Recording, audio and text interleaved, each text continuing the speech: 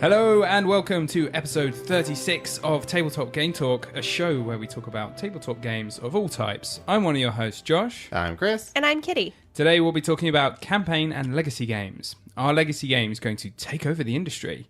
Should every game have a campaign aspect to it? Probably not to either of those questions, but we'll get into all of that later.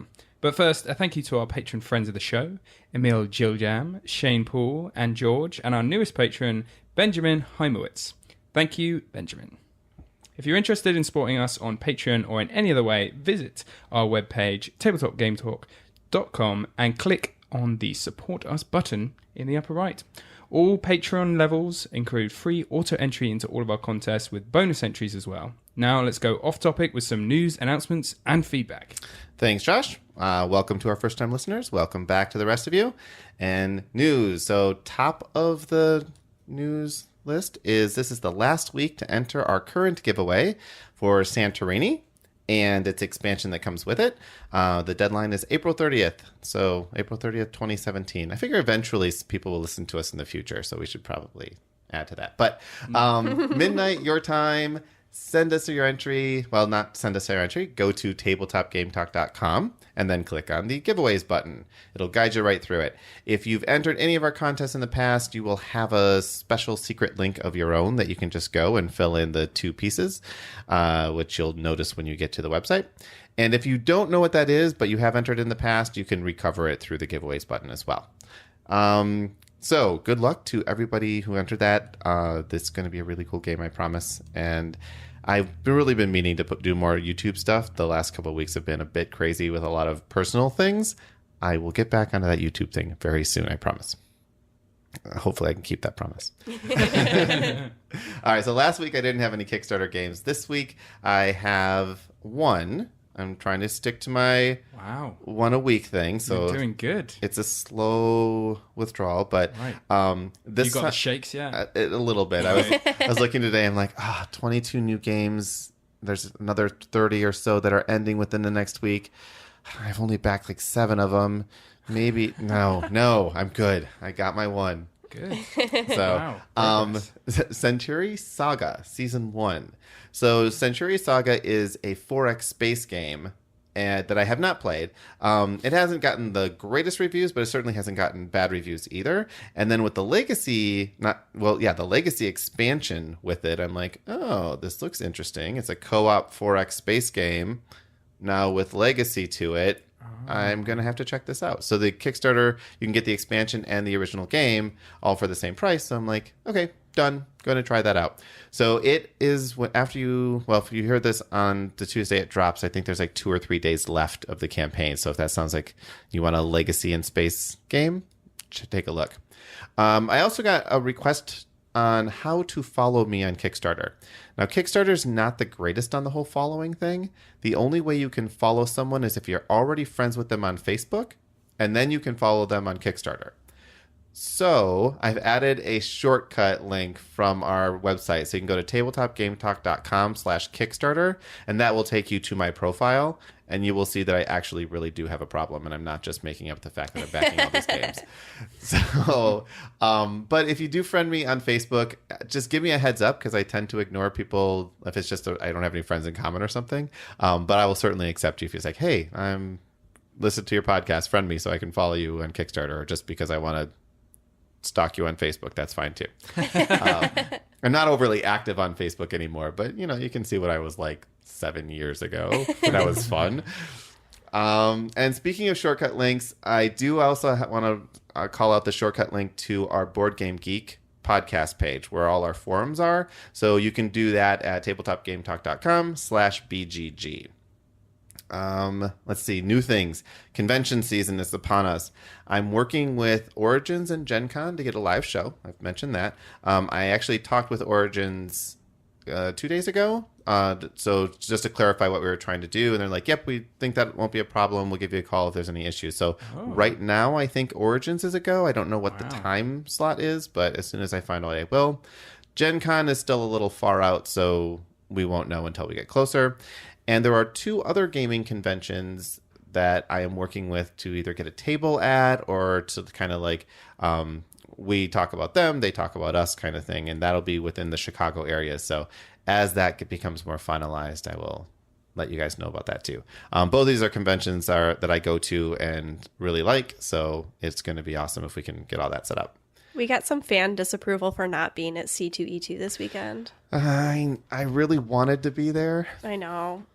My sister just got engaged and I had to go wedding dress shopping. So that was a big time sink for my weekend. Yep. I was just hungover, so That makes sense. Yeah, I was at a birthday party yesterday that lasted most of the day, and then today recovering from that. Also, Sunday at C2E2 is not that big of a day to go to. I'm a little intimidated by C2E2. I feel like I need a native guide to go with the first time. I don't want to jump in all by myself. The last time I went was 2 or 3 years ago. So C2E2 is a comic book expo in, well, this one's particularly in Chicago. And it's held in the McCormick Center, which is one of the largest. Huge. It's just a massive convention center. And C2E2 only takes up like 1 or 2 rooms of it. But, I mean, you could run an auto show. I think they do run the auto show and several other things all at the same time there. Yeah, I've been to several book conventions there. Yeah. Everything seems so small in there. It's like, oh, really where do we does. go? It's like a mini city, and you have to go to this particular section of it for your convention. But that part is overwhelming. And then the C2E2 part is like there's just so much comic book and artists and guests and stuff. So it's kind of overwhelming. But that's not, I like overwhelming stuff. That's not why I wasn't there. It just didn't fit into my schedule this year.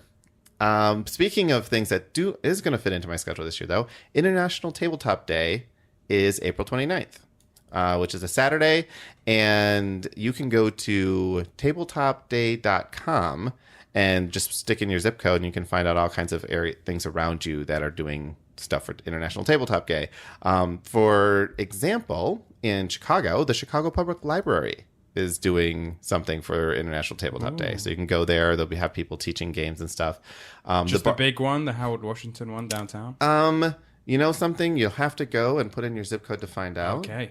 It does look like Harold Washington is doing something. Oh, yeah, it is. It is Harold Washington Library. Yep. Nice. So take the brown line there or the red line or... Any of the orange lines. line or It's the the green loop. line. Yeah. They all go right past it. There's also Barnes and Noble at Webster, which is right next to the movie theater I really like. My favorite movie theater in the world. It's so cushy. The plush seats with like automatic power recliner. They recline. I love the recline There's thing in a there, bar but I in can there. never get it exactly right. I'm always shifting it like backwards and forwards, like, trying to get it comfortable. But I mean, it is good. I like It that is Josh good. has analysis paralysis in life as well as in board games. Oh, man. It's true. I love you guys. And of course, the Dice Dojo, which is one of our biggest game stores in the city. It's up at Bryn Mawr on the Red Line stop. They have over 1,500 games that you can just go in and play, like that are open demo games. So I think that's enough for announcements. Let's go on. So let's go to some feedback about past episodes. If you have feedback about this or any of our previous episodes, email us at tabletopgametalk@gmail.com or go to our Board Game Geek forum, easily found at tabletopgametalk.com/BGG, and become part of the conversation. All right. So this one is from Sam. A thought on the Cult of the New, our last episode. Is part of the obsession with being in the cult of the new a desire to be an early adopter, kind of like knowing about a band before it becomes big, or being in one of the new technologies before everyone else, and therefore becoming an expert of sorts. For me, finding a new game and then introducing it to someone else is like passing on a music band or a book that they'd never heard of. There's a sense of pride in knowing that you may have introduced someone to something that they can become passionate about. Yeah, I have to think that this might be something kind of like the FOMO, fear of missing out. So I have to buy it now just in case it becomes the big thing, especially for Kickstarter. Like, who knows what's going to be big there. But if I get everything, then I'm going to have a couple hits, right? Yeah, that's totally got to be part of it for you. Like, I can see that. It's like, oh, everyone's talking about terraforming Mars. I must own it, or Gloomhaven, or whatever it is. Yeah, I have been looking deep inside and saying, like, do I really want this game because I want to play it? Or do I want it because other people want to play it? And answer it might be yes to both, or either one is a yes, I'll still buy it. I'm like this with books, I know for sure. I love to read, and once I find a book that I like, I want to make everyone I know read it. But I think that's more because if I really enjoy it, I want other people to enjoy it too, so I can talk about it, because I love to talk about things. That's why I'm on not one but two podcasts. Exactly. Yeah, I think being in the know is a big piece, for sure. All right, so Sam goes on to talk about how much reboxing/repackaging can make it much easier to travel with games, matching the right games for the right people. And he and Michael talk about how to get into demoing games. This can all be found on the episode 35 thread of Board Game Geek. Yep. So, Sam, thank you for participating in the competition on Board Game Geek. His email is actually quite longer than what we have here, but since it's now out there, everyone can go there and that conversation. I especially like the exchange between him and Michael. So if you have interest in becoming someone who wants to demo games, Michael put a link in that thread, so you can check it out. Nice. Well, we've got another one from Terrence. I'm more a minis player than a board game player, but the question remains, do you master one game or play several? Lately, I've been playing the X-Wing miniatures game, but then there are so many other games that are tempting to play out there. The nice thing is that X-Wing has a strong player base, and it's not hard to get a game in. If I get behind another game, I'm in the position of having to help create that player base. If you want the balance between playing the same game but in a new way every time, look at some of the minis games. Every game is different because there are so many options for each player to create their force. It's not cheap though. When you start, what you start with is about the price of a board game, $50 to $100, and then you add the extra pieces and it adds up quickly. Yeah. Well, X-Wing alone, I would hundreds and hundreds of dollars to stay current, because Fantasy Flight, they do a really great job of say, here's your base set, learn to play, here's an X-Wing and a TIE fighter, and go ahead and fight each other. Also, we have, these 20 dozen other ships you can buy between $15 and $35 a piece. Have them all. Right. And a lot of miniatures games are like that. Like a lot of tabletop miniatures Hook you in with a few, and then it's like nickel and dime you with these other cool miniatures. Well, look at it, Warhammer 40K. Uh-huh. You get the little army, you buy the miniatures, and then you need to have all your army. And that is not even pre-painted stuff. Most miniatures actually I don't think are pre-painted. X-Wing is. Fantasy Flight does a good job at doing that. But if I were to also do with board games what I do with miniature games, I would not have any money at all. I'd be second mortgaging the building. Spencer would be like, you did what? I'm like, what? I needed to feed my habit. And I've done it before. I've done it, like, gone to Gen Con or something, and someone's like, here's my latest new miniature game. I'm like, oh, this is awesome. Give me everything you have. And you walk out spending $200. Wow. And then I never have anyone to play it with, because miniature games are very involved, and you can't just say, sit down, let me teach you this. You can do a little bit. X-Wing is a good combination of, it's a miniatures game, but with the base set, it could just be considered a tactical board game. But there's no board, so you're still using kind of measurement tools. That one has its own tools that come with it. But yeah, no, Terrence, I don't envy your addiction to miniature games. The only thing I like about miniature games is painting the miniatures. Yeah. I have such a addiction to miniature painting. I haven't done it in forever because we haven't been playing a campaign. Well, this is all Chris's fault. I have painted almost all. I have 5 minis left in my Gloomhaven set. And then as soon as they're all painted, I'll put them up on Board Game Geek with little spoiler tags, because I'm painting all the locked characters as well. But so you can take a look at that. And I'll let you know when I'm painting, so you can come down and paint whatever you want. I know. You've been working, so as soon as you're not working anymore... I know. I'm very excited to quit my job. Yeah. All right, this one... I forgot to put the name on it. I think it's Jaron. I'll look it up in just a second. But he was listening to us this week and we mentioned that we could not... All right, hold on. Starting over. I was listening to you guys this week, and you mentioned that you couldn't out yourself as a spy in Resistance or Werewolf in the werewolf games. I couldn't disagree more. One game of Resistance I played, most players were experienced, and I had the typical strategy down. I announced that I was the spy right from the start. Everyone was completely thrown through a loop because either one, I was a suicidal Resistance member, not trying to win, not likely, or I was a spy that wasn't trying to win either, also not likely. As the gameplay progressed, I would play in a way that made one or two of the Resistance members look guilty, like they were working with me. It ended up working, and the spies won. Now with Werewolf, if you play with the Tanner, outing yourself as a werewolf makes you look like a Tanner because a Tanner benefits from looking guilty. And I agree. So Werewolf, the Tanner is a role where you win if you get killed. So in that case, you kind of want to come out as a werewolf. And if you are a werewolf and you come out as a werewolf, everyone's going to think you're the Tanner. So if you're playing Ultimate Werewolf as opposed to just the basic rules, you will definitely have an issue where you're going to be... You have a little bit more strategy that you can take on there. I think these are more advanced play strategies, perhaps. And for people who really enjoy being right in the midst of the conversation, for people who like to take more of a back seat, these don't sound like a great way to do that. Yeah, it's a risky strategy, but it's a fun one at the same time. I was going to say, I'd be interested to see how that plays out. I'm kind of tempted now to try this at least once, just to see how it all goes down. So maybe we'll do that one time and I'll report back. I have done it. Oftentimes you can do it if you want to also maybe you can get thrown under the bus if you, right, so to say, kind of throw yourself. It's like, okay, yes, I'm the werewolf, fine, but you're protecting your other werewolf friend or something along those lines. Right.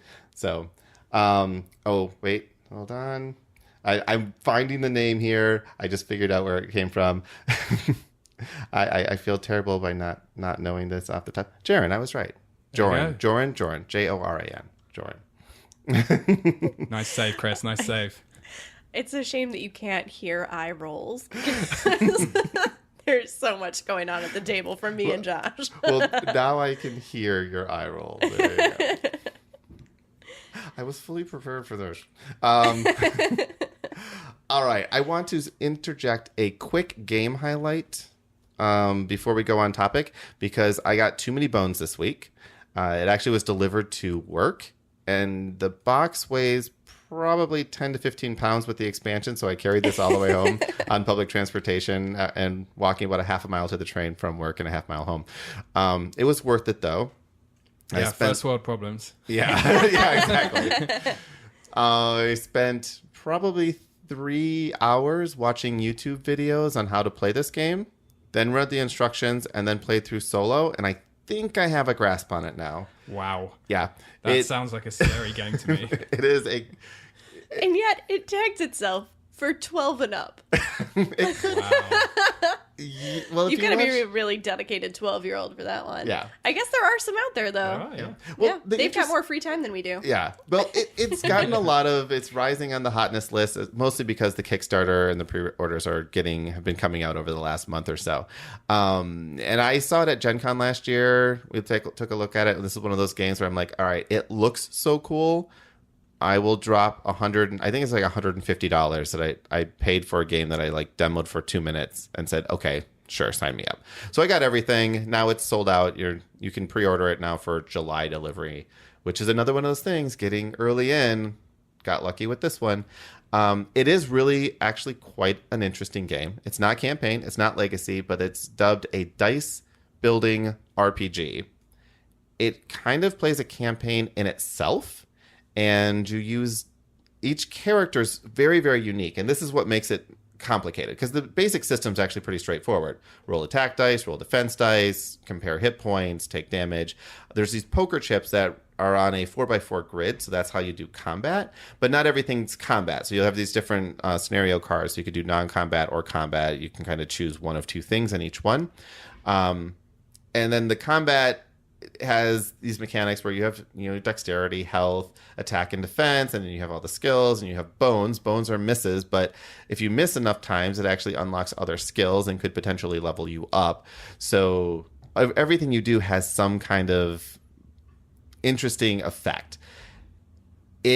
Every character has its own rule sheet, so it's like very unique in of itself. And I bought the 4 characters come in the box, and I bought the additional 3 expansion characters too. So I'm like planning to play 7 different characters, or like learn 7 different characters. So there's part of that. I showed you guys this. I'm like, before we record, I want to show you this game, just so you know what I'm talking about. And I did not ask you at that time. I'm just like, here it is. What were your initial impressions of this thing? I really like the components. They were really like good quality art, and even just the quality of the items themselves. Like almost every card and the player mats were like plastic. Yep. So, you know, like you were saying before, if you spill anything, it's fine. And had nice neoprene mats with holes cut out for your character to level up and things. So it looked really cool. I'm tired and grumpy, so I'm just going to be tired and grumpy about everything, and I know that about myself. I'll give it a chance another day. I mean, I was intimidated as well. Like, I was definitely like, you said it yourself. You were like, this could be your nemesis game. And I was like, oh, there's lots of choices, isn't there? And you were like, yeah. And I might even have to give you some homework before you have to play it. And inside, I was just like, oh, no. Well, I think the fact of calling it a role-playing game is pretty good, because with a role-playing game, you need to learn your character. Right. So at the very least, you're going to read the pages around the character you're building. This has that same thing. I could not sit a group down and in a reasonable amount of time teach them how to play that character in an effective way. I might be able to say, okay, let's play through a short campaign so you get to use the mechanics, and then take your character sheet home, read it over, watch the YouTube video, and then when we play it again, we can play a longer game and you'll get more enjoyment out of it. But it is an investment. But if you like that, and I actually do, I enjoyed all of the research I did on this game once it came. It might be your kind of game. There's no legacy or campaign aspect to it whatsoever, but you can play this game from a 1-hour solo game to a 6-hour multi-tyrant campaign in a single setting, or a single sitting game. Where you get to take on 3 baddies. 3 baddies. Yeah, they call it the little bad guys are baddies. I like it. There's a lot of humor in the box. Like the storyline, there's kind of like a campaign, a world storybook that you can download for free from the site, and it just talks about these Gearlocks, yeah. Which is this race that they've been hiding out for quite a while, and now this is a story about them coming out and defeating these tyrants in the world, and they have to fight a bunch of baddies on the way. They kind of look a bit like house elves from Harry Potter, or whatever they're called. A little house elfie. Kind of goblin gremlin-y. True, but like a mini one. Well, you're actually looking at a goblin. Yeah. So, yes. That looks like a goblin, all right. So, depending on the angle you're looking at, Josh and I are looking at the side of the box that have the Gearlocks on it, and Kitty's looking at the one with the goblin. So, that makes sense. That's pretty fair. All right. Enough of that. Let's talk about other stuff.